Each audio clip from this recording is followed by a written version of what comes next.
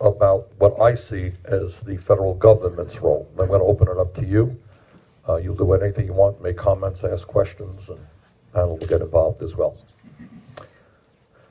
Number one, real unemployment in this country is not what you read in the papers at 5%. It's really actually double that when you look at people who've given up looking for work and people working part-time. And obviously in communities like this, the unemployment rate is a lot higher than that. So what do we need to do?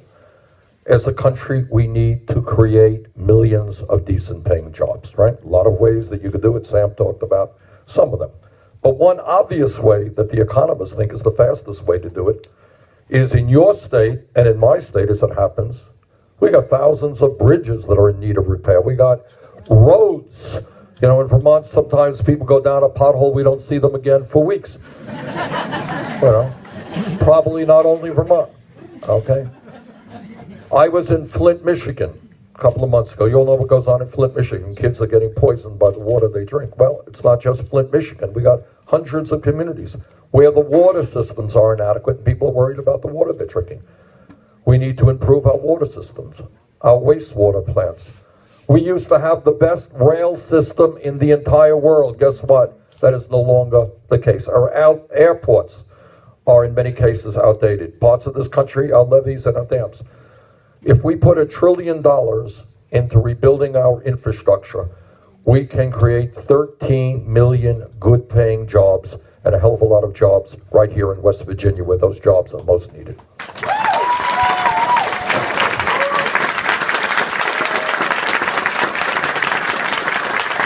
And when you rebuild our infrastructure, we make our country safer, more productive, more efficient. All right, that's number one, creating jobs.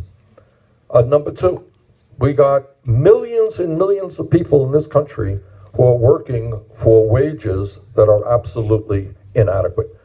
So you work 40 or 50 hours a week, and in some cases you're going to be worse off than when you began the week. All right, so let's be clear. The federal minimum wage of $7.25 an hour is a starvation wage. All right, people can't live on it. I believe we got to raise the minimum wage to a living wage so that if you work 40 hours a week, you know what? You're living with a modicum of security and dignity. What does that mean? About $15 an hour. Three, we got a problem in this country that has gone on for a long time based on old-fashioned sexism, and that women today make about 79 cents on the dollar compared to men.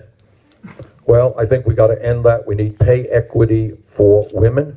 They deserve 100 cents on the dollar compared to men.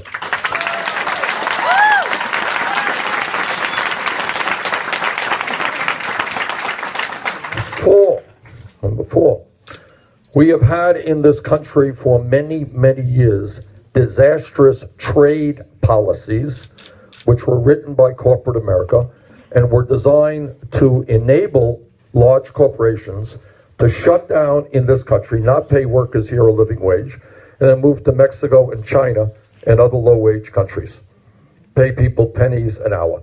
We have got in your state, here in West Virginia, my understanding is that as a result of NAFTA, the North American Free Trade Agreement with Mexico, you have lost about 30,000 jobs since the creation of NAFTA. Good-paying manufacturing jobs. We have got to end those disastrous trade policies and tell corporate America that if they want us to buy their products, they damn well better manufacture those products in West Virginia and in Vermont and in America.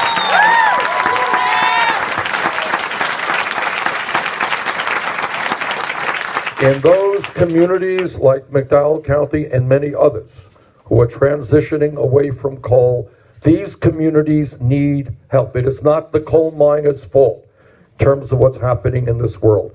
And we've got legislation that would put $41 billion into helping those miners and other workers in the fossil fuel industry and rebuild those communities that have been hurt by the loss of fossil fuel jobs. 5, what we have got to do is recognize what every other country on earth major country, industrialized country is doing. How many countries are there, major industrialized countries in the world, that do not guarantee health care to all people? Anyone know? You got it. There is one country. Jane and I, Jane, stand up. That's my wife, Jane.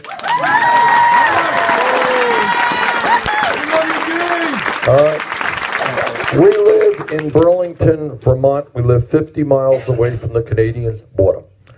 It ain't a big deal. Everybody in Canada, the children, the elderly, the rich, the poor, everybody has health care as a right. They've had it for decades. They spend substantially less per person on health care than we do. I had to take some people from Vermont over the Canadian border 20 or so years ago in order to buy prescription drugs, because the cost of prescription drugs in Canada are far lower than they are in the United States, where we pay by far the highest prices in the world, while the drug companies make excessive profits. So I believe, and I want you all to think what it would mean, not just the McDowell County, but this whole country, if we had health care as a right for all people. All right?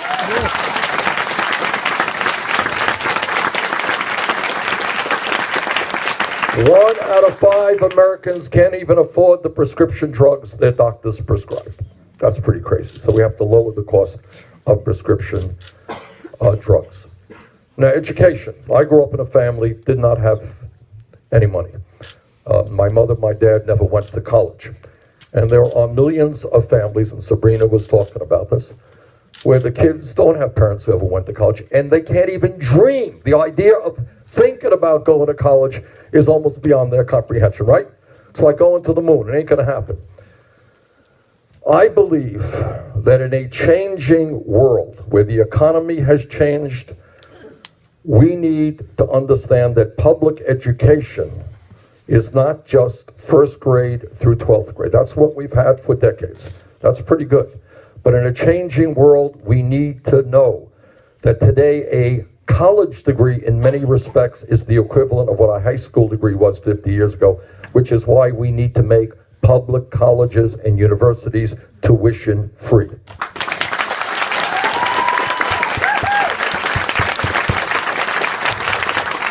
And I don't want anybody to think that this is a radical idea. It's not some big radical idea. It exists in Germany, it exists in Scandinavia, and other countries around the world. It makes sense for the future of our country that we invest in our young people. Sabrina mentioned, what, you're $30,000 in debt from student debt? All right, here is a young woman who is $30,000 in debt. There are millions, literally millions, 3-4 million people who are in debt. Talk to people who are $100,000 debt. Doctor in Burlington, Vermont, $300,000 in debt. What was her crime that she committed? Did you go to Las Vegas and lose money? No, you went out and you got an education, right? Which improved your life. Good for your community. All right, she should not be being punished for getting an education. She should be rewarded for getting an education.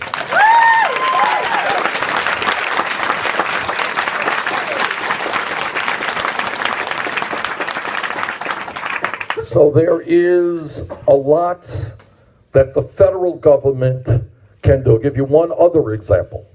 There is only, again, one major country on earth that doesn't guarantee paid family and medical leave. You know what that means?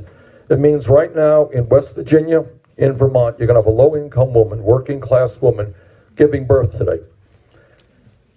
She, because she does not have enough money, will likely in 2 or 3 weeks be forced to separate herself from a newborn baby and go back to work in order to earn the income that she needs to take care of her family. That's wrong. A mom and a dad should be able to stay home with their newborn baby. If somebody in the family is sick, people should be able to stay home.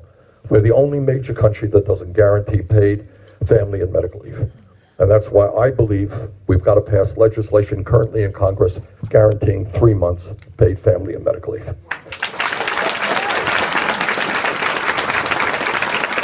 Now, I am often criticized by people who say, well, you know, Bernie, all these ideas are great ideas, you know, but they're expensive. That's true. We want to provide free tuition at public colleges and universities and lower student debt. Cost us about $70 billion a year. It's a lot of money. So how are we going to pay for that? Well, in that case, we're going to pay for it by imposing a tax on Wall Street speculation. Wall Street's greed and illegal behavior hurt this country enormously. Millions of people lost their jobs, they lost their homes, they lost their life savings. We bailed them out. Now it is time for Wall Street to help the middle class of this country.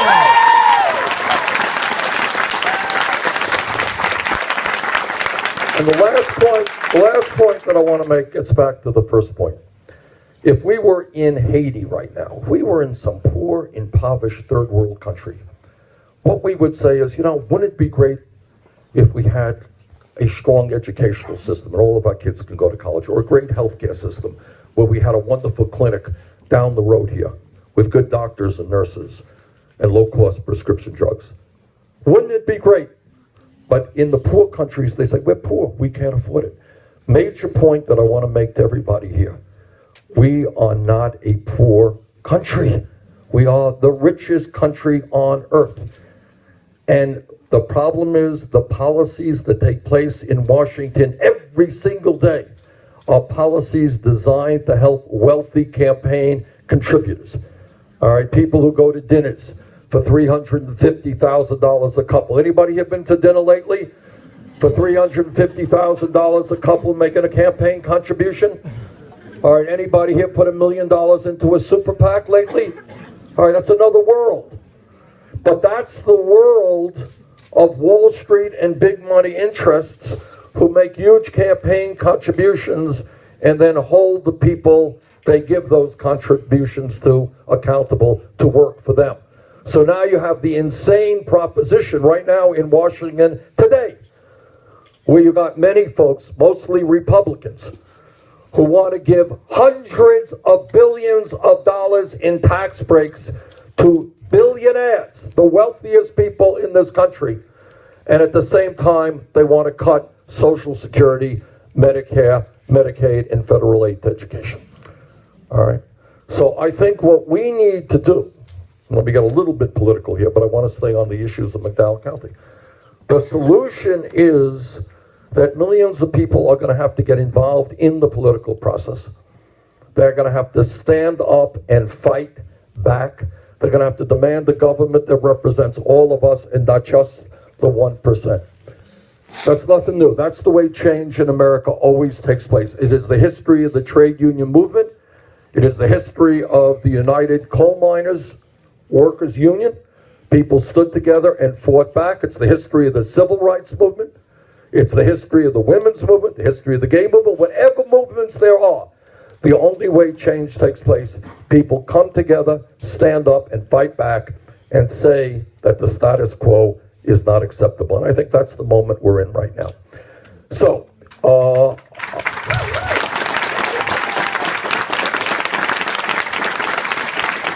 I just want to thank all of you for being here, and I want to open it up to questions and comments.